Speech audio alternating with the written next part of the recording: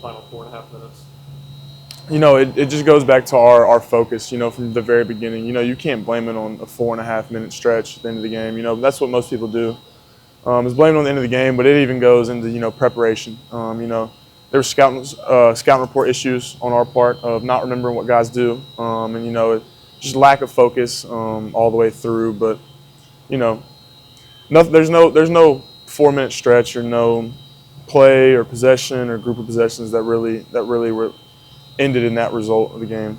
How frustrating is it to be this far in the season and still having scouting report issues? I don't look at it as disappointing. I look at it as how much better we can be.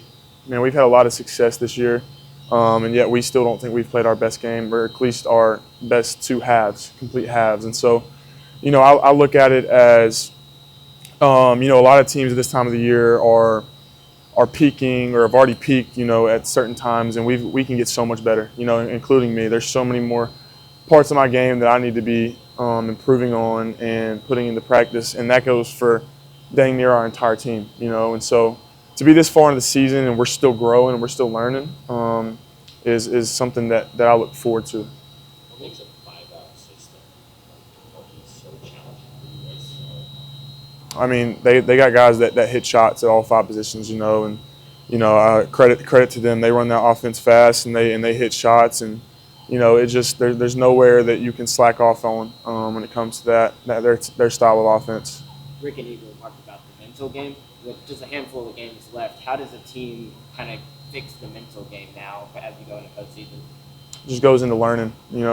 We talked about today or earlier this morning about how in every aspect of our lives and every aspect of this game we need to continually learn, and it just goes to that. And so taking something like this, mental errors and mental mistakes and just learning from it, and that's, like I said earlier, that's the growth. That's the growth that we have as a team that not many teams this time of the year still have, and I look at it as a blessing.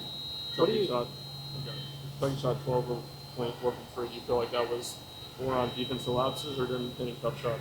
It's both. They're a team that is one of the best 3-point shooting teams in the league, but we also pride ourselves on being the number 1 defense in the country. And so, as a team, probably with the guys on this team, we probably look at that as more of an us thing, and that's how we look at most things. So it's both, but like we said earlier, it's a lot of mental lapses and a lot of stuff that we can take away, but it's a lot of stuff we're going to grow from. What do you find the difference is in this team when you're playing well, like you had been the last 3 games, and then you come into tonight? What do you find the difference is? I see like a free flowing from our team when we're playing well, and it's something that I think a lot of people see, especially people that are around basketball. And when we start getting in our head and freezing up and not playing free, I think that's the main difference between when we're at our I don't even want to say best, because I still don't think we've seen our best, but I think it's when we're really playing well is when we're free and just playing.